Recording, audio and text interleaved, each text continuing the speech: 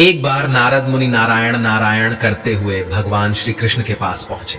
उन्होंने भगवान को प्रणाम करते हुए बोले, हे प्रभु, मुझे एक चिंता अंदर ही अंदर खाए जा रही है। तब भगवान श्री कृष्ण कहते हैं, हे देवर्षि नारद जी, आपकी वह कौन सी चिंता है, कृपया बखान करिए। तब नारद मुनि बोले, हे जगत के पालनहार, आपको तो सब कुछ पता है।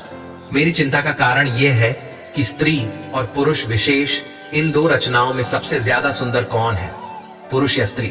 मित्रों, भगवान श्री कृष्ण मुस्कुराते हुए कहते हैं, हे नारद जी, आप निश्चिंत रहिए। आपकी यह समस्या मैं अभी दूर कर देता हूं, लेकिन उसके लिए आपको एक कथा सुननी होगी। अगर आप इस कथा को पूरा सुन लेते हैं तो आपको आपके प्रश्न का उत्तर मिल जाएगा। तब नारद जी बोले, ठीक है प्रभु, मैं इस कथा को ध्यान से पूरा सुनूंगा।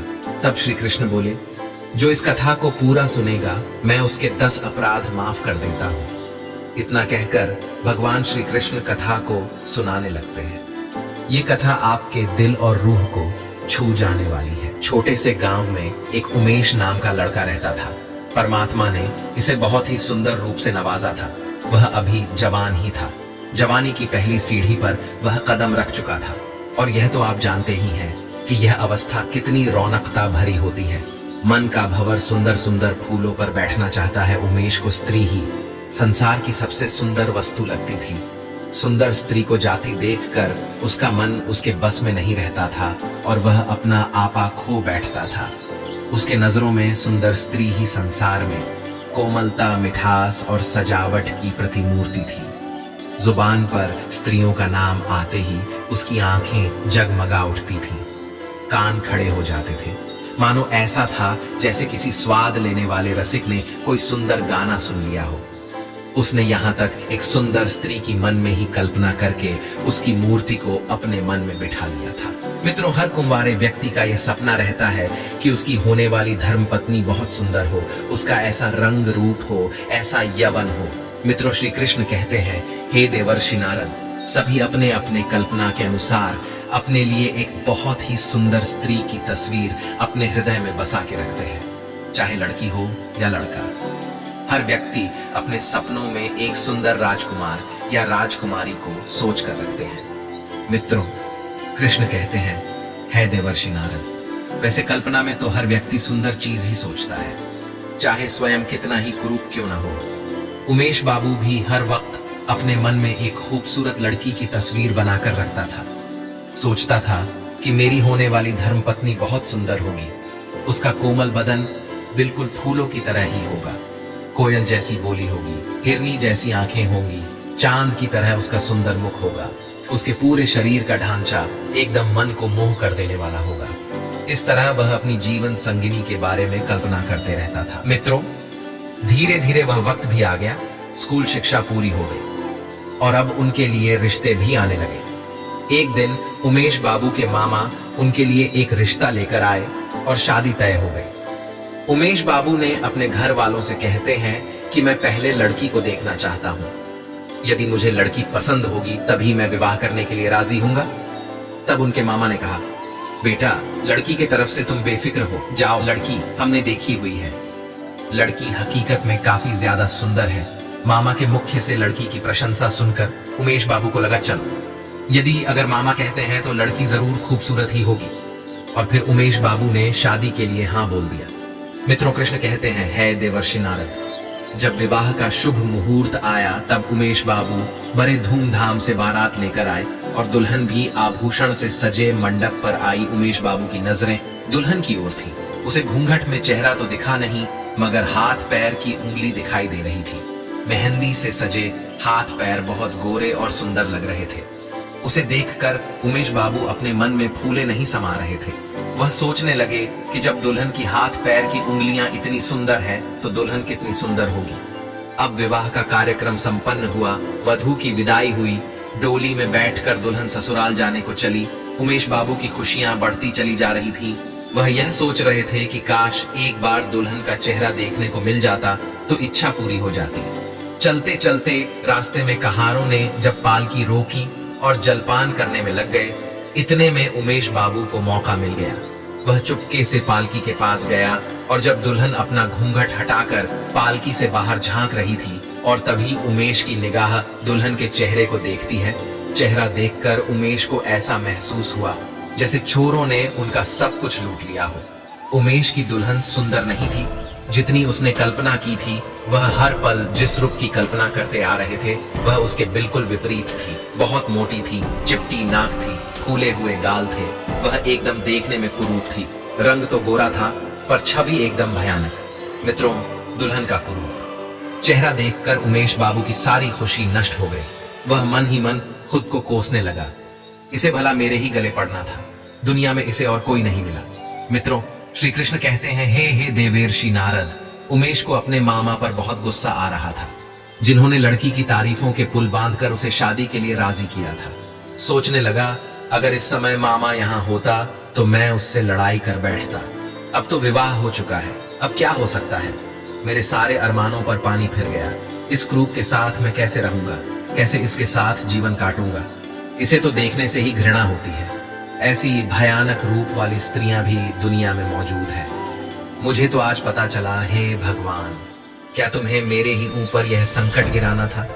दुनिया में कितनी सुंदर सुंदर मुख वाली स्त्रियां हैं, लेकिन आप मेरे लिए इसी कुरूप को ढूंढ कर रखे थे। उमेश अपनी ही किस्मत को कोस रहा था। उमेश को ऐसा लग रहा था जैसे उसने विवाह नहीं किया, बल्कि जैसे नर्क में घुस गया हो। घर पहुंचकर उमेश ने अपनी पत्नी को खूब खरी खोटी सुनाई, मामा को खूब फटकारा, अपने माँ बाप से झगड़ने लगा। जब इतने पर भी गुस्सा शांत नहीं हुआ तो घर छोड़कर कहीं भागने का विचार बनाने लगा। उसे अपनी पत्नी पर गुस्सा भी आता और दया भी आता। इस बेचारी का क्या दोष है, इसने तो जबरदस्ती मुझसे विवाह नहीं किया, लेकिन यह दया भाव भी उनके मन से घृणा को नहीं हटा सका। वह जैसे ही अपनी पत्नी को देखता था उसका मन घृणा से भर जाता। पत्नी अपने पति को रिझाने के लिए नए नए काम करती थी, अच्छे से अच्छे कपड़े पहनती थी, तरह तरह से बालों को बांधती थी, घंटों शीशे के सामने खड़े होकर अपना श्रृंगार करती थी, लेकिन वह उमेश बाबू के मन में कोई परिवर्तन नहीं ला सकी। वह दिल से चाहती थी कि मैं पति को प्रसन्न करूं, उनकी सेवा करूं, उनके मन की घृणा को खत्म कर दूं। वह अपने पति को प्रसन्न करने के लिए मौका खोजती थी, लेकिन पति को उसके रूप रंग से इतनी नफरत थी कि वह हमेशा अपनी पत्नी के नजरों से बच के घूमते थे।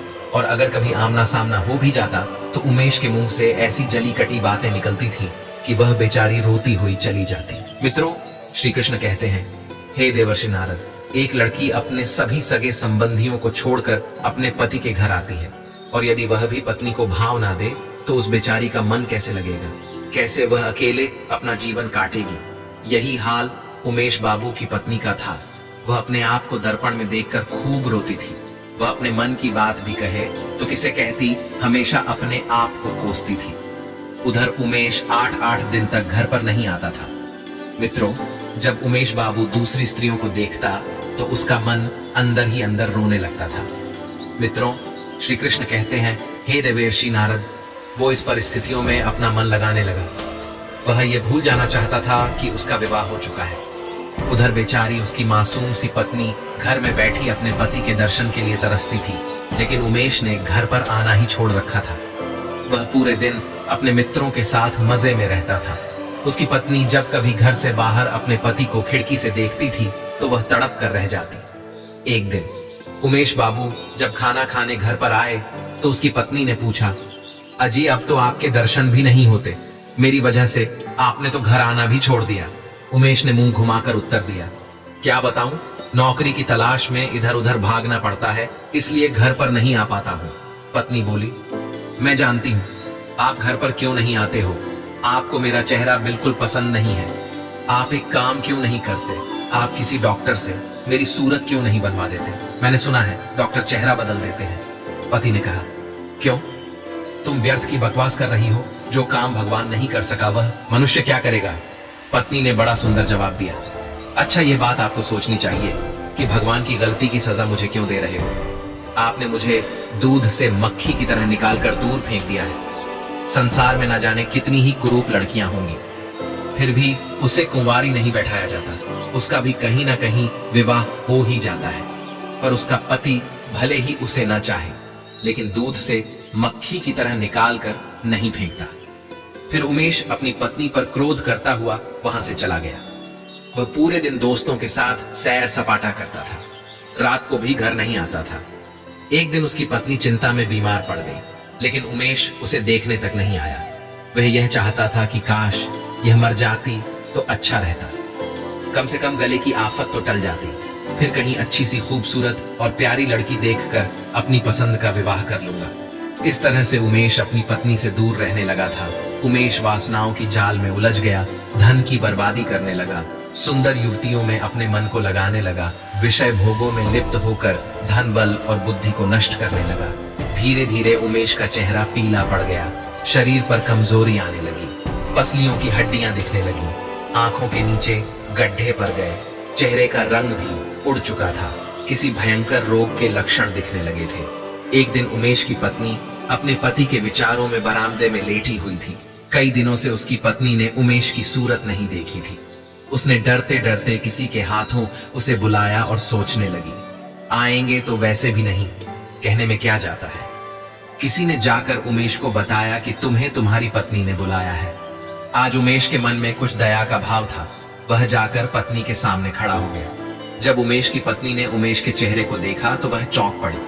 उमेश बहुत कमजोर हो चुका था, चेहरा पहचान में नहीं आ रहा था। उसकी पत्नी पूछने लगे, तुम बीमार क्यों हो गए? तुम तो मुझसे भी ज्यादा कमजोर हो गए हो। उमेश कहता हुए कहने लगा, मेरी जिंदगी में अब रखा ही क्या है जिसके लिए मैं जीने की फिक्र करूं। उमेश की पत्नी बोली, चिंता करने से कोई इतना कमजोर नहीं हो जाता। तुम्हें कोई बीमारी है, तुम इसका इलाज क्यों नहीं कराते? इतना कहकर उसने पति का दायां हाथ पकड़कर चारपाई पर बैठा दिया। उमेश ने भी अपना हाथ छुड़ाने का प्रयास नहीं किया। उसका स्वभाव आज नरम लग रहा था। उसकी बातों में क्रोध और अकड़ नहीं थी, उसकी आंखों में आंसू थे। उमेश ने कहा, मेरी दवा, अब मेरी मौत है। मैं अब अधिक दिन तक नहीं जीऊंगा। मुझे किसी भयंकर रोग के लक्षण लग रहा है। डॉक्टर ने भी यही बताया है। मुझे इस बात का बड़ा अफसोस है कि मैंने तुम्हें बहुत दुख दिया। मुझे क्षमा करना मित्रों। श्री कृष्ण कहते हैं, हे देवर्षि नारद। उसका पति आगे कहता है, कभी कभी बैठे बैठे मुझे बेहोशी आ जाती है। उमेश इतना कह ही रहा था कि अचानक उसके हाथ पैर कांपने लगा और उसके पूरे शरीर में सनसनी सी दौड़ गई। उमेश मूर्छित होकर चारपाई पर गिर पड़ा और हाथ पैर पटकने लगा। मुंह से लार निकलने लगी, पूरा शरीर पसीने से तरतर हो गया। पति की बिगड़ते हुए दशा को देखकर पत्नी अपनी बीमारी भूल गई, क्योंकि मित्रों श्री कृष्ण कहते हैं, हे देवर्षि नारद, काफी दिनों से वह भी बीमार थी। वह एकदम फुर्ती से उठी और उसके मुंह पर पानी के छींटे लगाने लगी, फिर पंखा लगाई, परंतु उमेश ने आंखें नहीं खोला। शाम होते होते उमेश का मुंह टेढ़ा हो गया, बायां अंग शून्य पड़ गया, उसके मुंह से आवाज भी नहीं निकल रही थी। दोस्तों, वह मूर्छित नहीं हुआ था, उसे लकवा मार गया।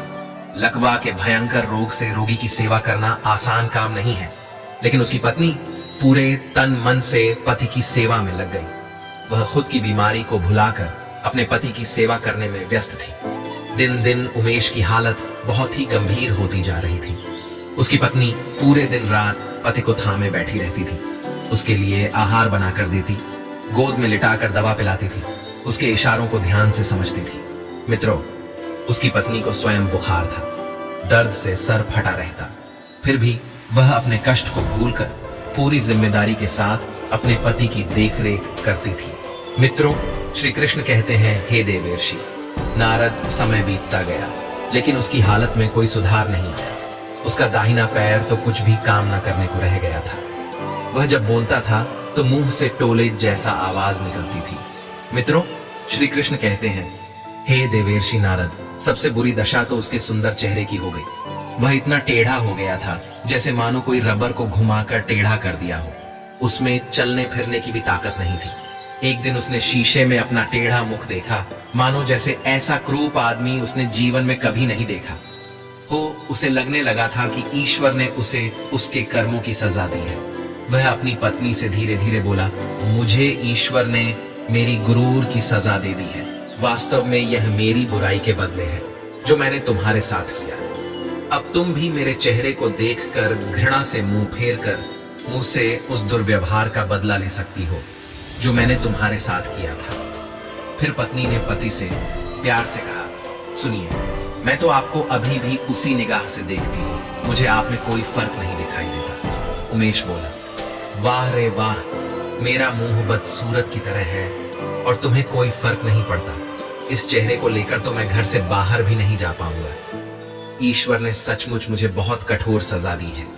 मित्रों, उसने बहुत प्रयास किया, कई डॉक्टरों को दिखाया, पर उमेश का चेहरा ठीक नहीं हुआ। उसका चेहरा बड़ा भयानक लगता था। हर कोई उसे देख करके डर जाते थे। फिर कुछ समय बाद वह दवाइयां और डॉक्टर के मदद से तो चलने फिरने लगा, पर चेहरा ठीक नहीं हुआ। मित्रों, पत्नी ने मां देवी से मन्नत मांगी थी कि मेरे पति अगर चलने फिरने लगे तो मैं देवी मां की पूजा करूंगी। आज उसी पूजा का उत्सव था। पूरे मोहल्ले की स्त्रियां सज धज करके वहां आई और गाना बजाना भी हो रहा था। उमेश की पत्नी से गांव की महिलाओं ने पूछा, क्यों बहन, अब तो तुम्हें अपने पति का चेहरा बिल्कुल अच्छा नहीं लगता होगा। पत्नी ने बड़ा सुंदर जवाब दिया, नहीं बहन, मुझे चेहरा तो अच्छा नहीं लगता है, लेकिन मुझे उसके बदले में पति की आत्मा मिल गई है, जो रूप से कहीं ज्यादा बढ़कर है। उधर उमेश कमरे में अपने दोस्तों के साथ बैठा था और अपनी पत्नी और सभी महिलाओं की बातों को बड़े ध्यान से सुन रहा था। तभी उमेश के दोस्तों ने कहा, उमेश, आज तो तुम्हारे घर पर पूरे गांव की सुंदर सुंदर स्त्रियां आई हैं, इनमें तुम्हें सबसे ज्यादा सुंदर कौन सी लग रही है? तभी उमेश ने अपनी पत्नी की ओर इशारा करते हुए कहा, मुझे तो वही अच्छी लग रही है जो थाली में फूल रख रही है। सभी दोस्त कहने लगे, अरे भाई, लगता है तुम्हारी सूरत क्या बिगड़ी, अब तो तुम्हारी नजर भी बिगड़ गई है। उसके दोस्तों ने कहा, मुझे तो सबसे ज्यादा बदसूरत वही मालूम पड़ रही है। तब उमेश ने जवाब दिया, भाई, तुम्हें वह बदसूरत इसलिए लग रही है क्योंकि तुम उसका शरीर देख रहे हो और मुझे अच्छी इसलिए लग रही क्योंकि मैं उसकी आत्मा देख रहा हूँ। मित्रों, श्री कृष्ण कहते हैं, हे देवर्षि नारद, प्यार दिल से होती है, ना कि चेहरे और सुंदरता से। प्यार उसे कहते हैं जो आपके बुरे से बुरे समय में आपका साथ दे, जैसे उमेश की पत्नी ने अपने पति का साथ दिया।